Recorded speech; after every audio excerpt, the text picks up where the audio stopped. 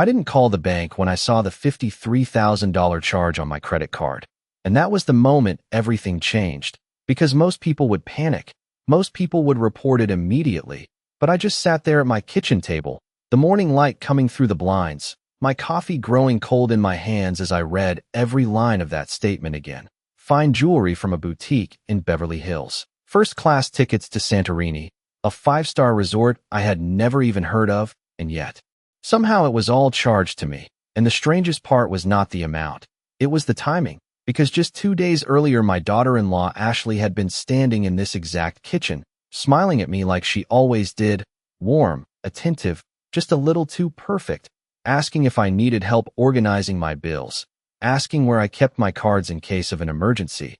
And I remembered how I laughed it off, how I told her I had everything under control, how she nodded slowly, her eyes flicking, just briefly toward my purse on the counter. A moment so small, I had barely noticed it then. But now it replayed in my mind with perfect clarity, like a piece of a puzzle finally clicking into place. And as I sat there staring at that number, $53,000, I realized this wasn't sudden, this wasn't careless, this was deliberate, planned, and patient. And the more I thought about it, the more other moments began to surface. The times she borrowed money and forgot to pay it back. The times Daniel, my son, would brush it off like it was nothing. The way conversations would shift whenever I brought up finances, as if I was the one being unreasonable, as if I was the one who didn't understand how things worked anymore. And I felt something settle inside me then. Not anger, not even hurt, but clarity, a quiet, steady clarity that replaced all the confusion. Because for the first time I wasn't questioning myself.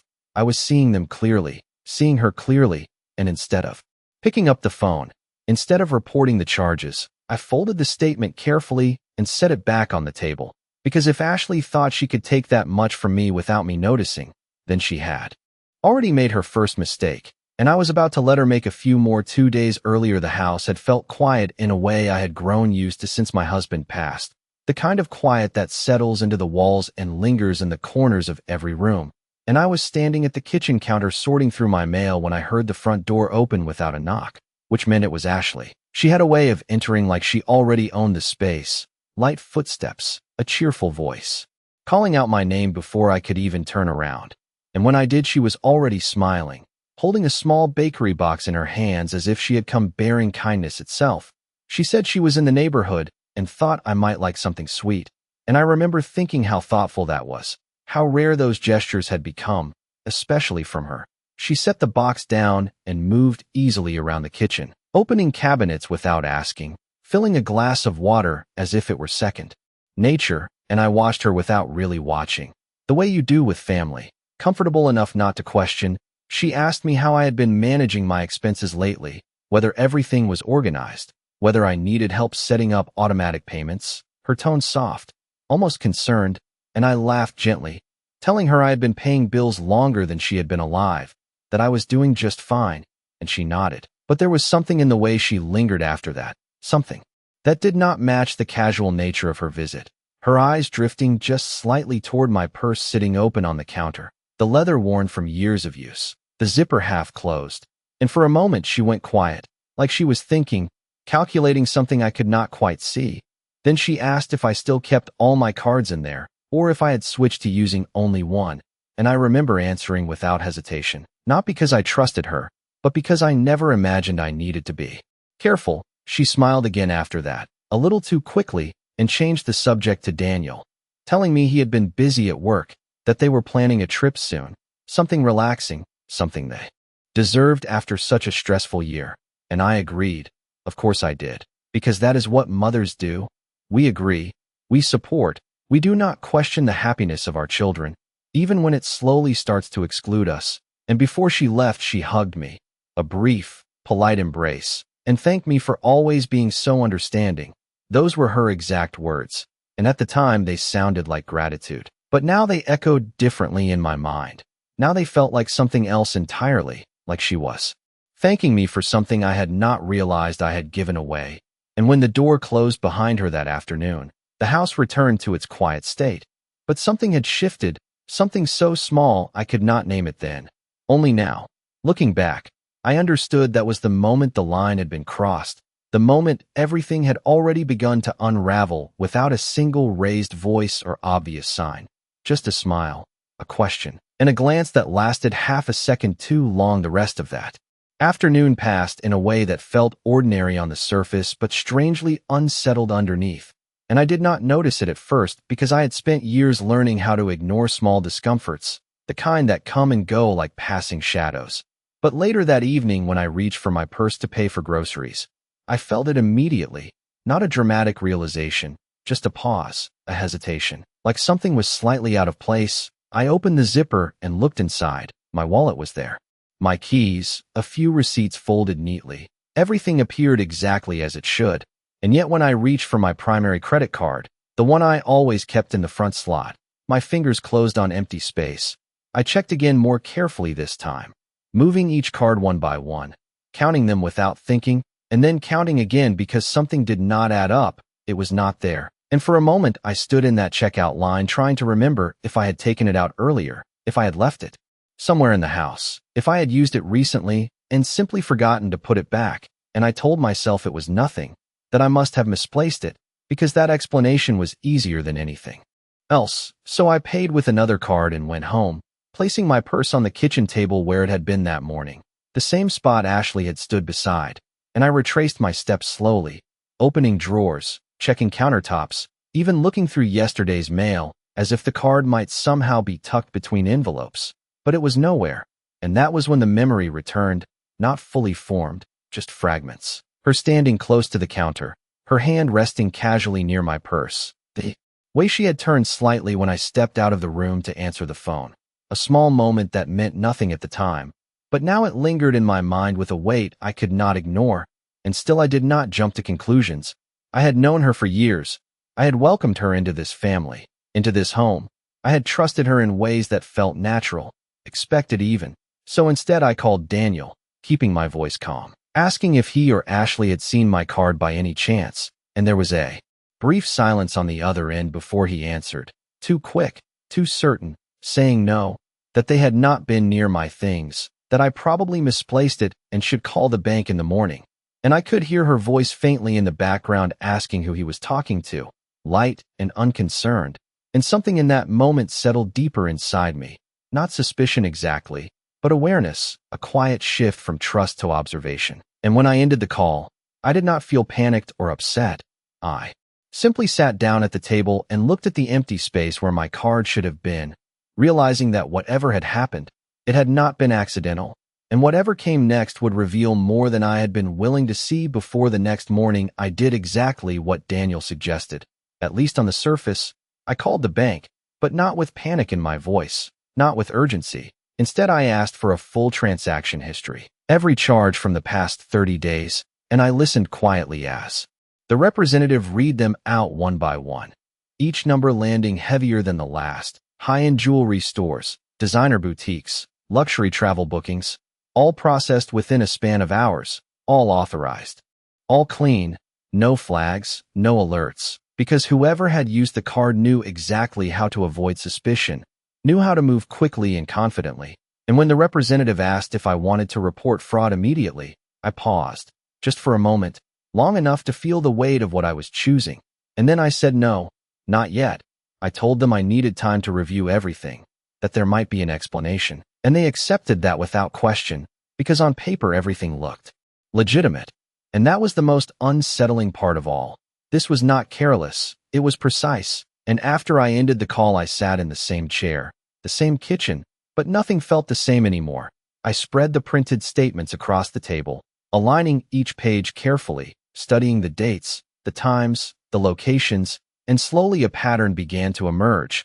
The purchases had all been made within a narrow window. A single afternoon, the same afternoon Ashley had visited, the same afternoon she stood near my purse, the same afternoon she asked those gentle, harmless questions, and I felt that quiet clarity return, stronger this time, sharper, because now I was no longer guessing.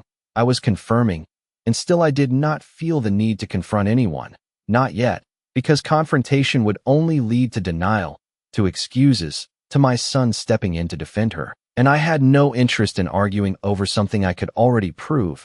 Instead, I reached for my phone and checked my online account, scrolling through details the bank had not mentioned.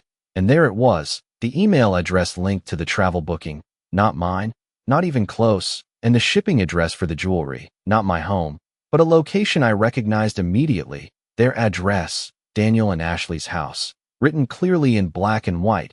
No attempt to hide it, no effort to disguise it, as if they believed I would never look closely enough to see. And I leaned back in my chair, letting that realization settle, not as a shock, but as confirmation of something deeper, something that had been building quietly for years, a pattern of small allowances, small silences, small moments where I chose peace over truth. And now those moments had led here, to a number too large to ignore, to evidence too clear to dismiss. And as I gathered the papers into a neat stack, I understood something I had not fully admitted before. This was not about money. Not really. This was about boundaries, about respect, about how far someone was willing to go when they believed you would never push back. And for the first time, I was ready to see just how far Ashley was willing to go if I gave her the chance, once I allowed myself to see it clearly. The past did not feel the same anymore. It rearranged itself quietly in my mind, moment by moment, conversation by conversation, and things that once seemed harmless began to take on a different weight. I remembered the first time Ashley had asked to borrow money, just a small amount. She had framed it as temporary. Something unexpected had come up, and I had not hesitated. Not because I had extra to give, but because she was family, because helping felt natural. And when weeks passed without mention of repayment, I told myself it was not important, that relationships mattered more than numbers. And then it happened again, and again, each time slightly larger, each time accompanied by the same soft tone, the same reassuring smile, the same promise that it would be handled soon. And each time I chose not to press the issue, not to make things uncomfortable. And Daniel had always been there in those moments, standing beside her, not unkind, but distant, as if he had already decided which side required his support.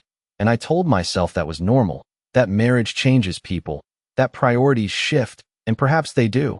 But now, sitting at my kitchen table with those statements in front of me, I could see the pattern for what it truly was, not a series of isolated moments, but a gradual stretching of boundaries, a quiet testing of how much I would allow, how much I would overlook, how far they could go before I said no. And the truth was I had never really said no, not in a way that mattered. I had softened every edge, avoided every conflict, convinced myself that maintaining peace was the same as preserving love, and in doing so I had made it easy, not just for Ashley, but for Daniel as well. Easy to assume I would always understand, always forgive, always absorb whatever was placed on my shoulders without question. And now that assumption had grown into something much larger than either of them probably even realized, something bold enough to take without asking, something confident enough to believe it would never be challenged. And as I traced my finger along the printed charges once more, I felt no rush of anger, no sudden need to call them and demand answers. Instead, there was a steadiness I had not felt in a long time, a sense that this was not the moment to react, but the moment to observe, to understand the full extent of what had been happening. Because the amount on that statement was not just a number, it was a reflection, a measure of how far things had gone while I was choosing silence. And for the first time, I was no longer interested in keeping things comfortable. I was interested in seeing the truth all the way through. No matter where it led, I did not confront them that day or the next. Instead, I moved through my routine as if nothing had changed, because in many ways that was exactly what I needed them to believe, that I was still the same person who would overlook small inconsistencies, who would trust without question, who would never look closely enough to notice the details. And when Ashley called later that evening, her voice light and casual as she asked if I needed anything from the store, I answered the same way I always had, politely, warmly, telling her I was fine, thanking her for checking in, and I could almost hear the relief in her tone, subtle but unmistakable, as if she had been waiting for something, some sign that I had discovered what she had done. And when it did not come, she relaxed. She continued talking about plans for the week, about a dinner she and Daniel wanted to host, inviting me over like nothing had changed, like everything was exactly as it should be. And I accepted without hesitation, not because I wanted to sit at their table pretending everything was normal, but because I needed to see it, to watch them, to understand how far they were willing to go when they believed they were safe. And after I ended the call, I returned to the stack of papers on my table, this time not just reading but organizing, separating each charge, noting each location, writing down times and details in a small notebook I had kept for years, the same one I used to track household expenses, only now it served a different purpose, one that required precision and patience. And as I worked through the list, I noticed something else, a series of smaller transactions that had gone unnoticed at first, amounts just low enough to blend in, spread out over weeks, even months, each one insignificant on its own, but together forming a pattern that stretched far beyond a single afternoon. And that was when I understood the full scope of what had been happening. This was not impulsive. It was practiced, refined over time, and the realization did not make me angry. It made me careful, because anger would have pushed me to act too soon, to confront before I had everything I needed, and I was no longer interested in partial truths. I wanted the complete picture, so I contacted the bank again, this time asking for extended records, older statements, anything that would show the full history, and I requested copies to be sent to me directly, quietly, without alerts, without notifications that might reach them.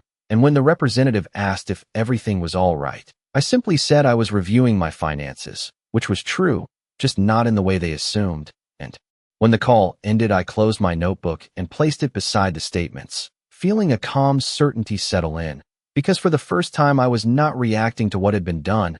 I was preparing for what would come next, and whatever that was, I intended to meet it on my own terms. I arrived at their house for dinner exactly on time, carrying the same calm expression I had practiced in the mirror that afternoon, not forced, not overly warm, just familiar enough that neither of them would question it. And Ashley greeted me at the door with that same effortless smile, the one that had once reassured me, but now felt carefully constructed. She complimented my sweater, took my coat, guided me inside as if everything between us was unchanged, and Daniel appeared from the kitchen a moment later, giving me a brief hug, his attention already shifting back to whatever he had been doing, and I noticed the way they moved around each other, comfortable, coordinated, like two people who shared more than just a home. And I followed them to the dining table where everything had been set neatly, candles lit, plates arranged with a level of care that suggested intention, not spontaneity. And as we sat down, Ashley began talking about their upcoming trip, her voice light, almost excited, describing the island, the view from the hotel, the kind of details that would normally feel like casual conversation, but now carried a different weight, because I knew exactly how that trip had been paid for. And I listened without interruption, nodding at the right moments, asking a simple question here and there, not to challenge her, but to give her space, to let her speak freely, and she did. She spoke about reservations, about shopping, about how much she deserved a break after everything she had been handling, and Daniel agreed with her, reinforcing every word, as if the story had already been rehearsed between them. And I watched carefully, not just what they said, but how they said it, the confidence in her tone, the absence of hesitation, the way she did not once glance at me to gauge my reaction, because she believed there was nothing to fear, nothing to hide, and that belief was what I needed, because it meant she would continue exactly as she had been, without caution, without restraint. And when dinner ended, Ashley excused herself briefly, saying she needed to check on something upstairs, and Daniel stepped outside to take a call, leaving me alone in the quiet living room. And I took that moment to look around, not searching in the obvious sense, but observing, the mail stacked on the side table, the receipts partially visible near the entryway, the small details that most people overlook. And I did not touch anything. I did not need to, because I already had enough. What I needed now was confirmation of something else, something deeper than transactions and statements. And when Ashley returned, she resumed her place beside Daniel as if nothing had been interrupted, and I realized then that this was no longer about proving what had happened. It was about understanding how far they believed they could go. And as I stood to leave, thanking them for dinner, maintaining the same calm tone I had used all evening, I saw it clearly in her expression, that quiet confidence, that certainty that everything was still under her control, and I allowed her to keep that belief, because the more certain she felt, the less careful she would become, and the less careful she became, the easier it would be for the truth to reveal itself completely. Without me having to say a single word the following morning, I did something I had never done before. I stopped reacting and started setting the terms. I contacted the bank again. But this time my request was different. I asked them to place a quiet monitoring alert on the account. Not a freeze, not a cancellation, just a silent flag that would notify me of any new activity without triggering a warning to the cardholder. And the representative hesitated for a moment before agreeing, explaining that it was unusual but possible. And when the call ended, I sat back and looked at the timeline I had built. Every transaction, every date, every detail aligned in a way that no longer felt chaotic. It felt structured, intentional, and that meant it could be predicted. And if it could be predicted, it could be guided. So I made a small change, one that seemed insignificant from the outside. I left my purse in the same place it had been before, slightly open on the kitchen counter, visible, accessible, exactly as it had been on the day everything started. And then I waited, not anxiously, not impatiently, just quietly aware. And by the afternoon, Ashley called again, her voice carrying that same easy tone, asking if she could stop by for a few minutes. She said she needed to drop something off. A small favor, nothing urgent, and I agreed without hesitation, telling her I would be home. And when she arrived, she moved through the house with the same familiarity, the same comfort, placing a small bag on the counter, chatting about nothing in particular, her words filling the space while her attention drifted elsewhere. And I noticed it again, that brief shift, that subtle awareness of where things were placed, what was within reach. And I stepped out of the room for a moment, not by accident, not because I needed to, but because I wanted to see what would happen next. And when I returned, everything looked the same, exactly the same, except for one detail that only I would notice: the angle of the purse, the slight movement of the zipper, the kind of change that means nothing unless you are looking for it. And I said nothing. I smiled. I thanked her for stopping by, and when she left, I did not rush to check anything. I did not need to, because I already knew. And later that evening, when my phone vibrated softly with a notification from the bank, I picked it up slowly, reading the message without surprise. A new transaction, smaller this time, but clear, undeniable, and I placed the phone back on the table, letting that moment settle, because now there was no question left, no uncertainty, only confirmation, and more importantly, a choice.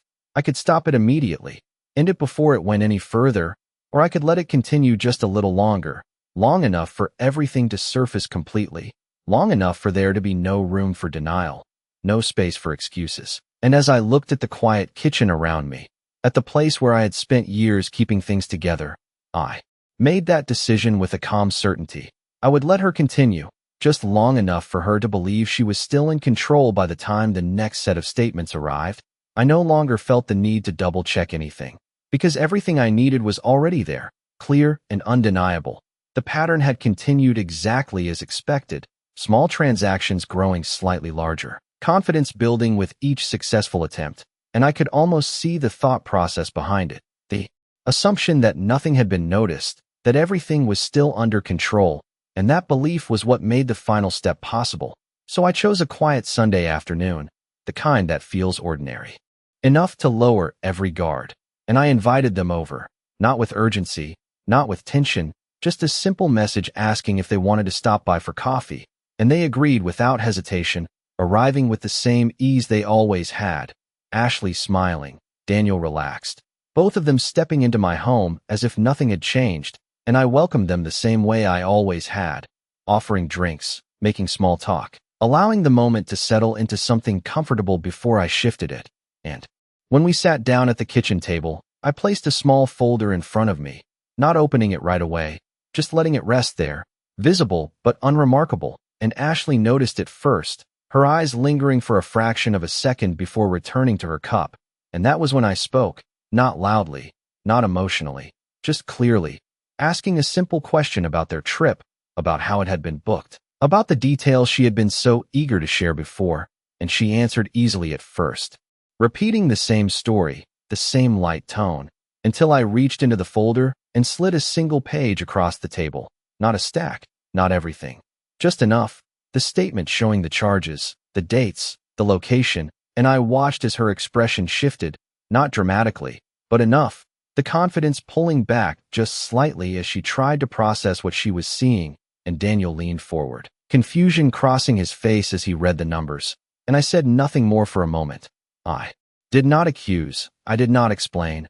I simply allowed the silence to do what it needed to do, because silence has a way of revealing what words often hide. And when Ashley finally spoke, her voice was careful, measured, offering explanations that did not quite connect, suggesting misunderstandings that did not align with the details in front of her, and Daniel looked between us. Uncertainty replacing the certainty he had carried before, and that was when I placed the second page down, then the third, each one adding another layer, another confirmation, until there was no space left for confusion, no room for denial. Only the truth laid out in a way that required no interpretation, and still I did not raise my voice. I did not demand anything. I simply looked at them, both of them, and let them see that I understood everything, that I had seen everything, and that I was no longer the person who would quietly absorb it.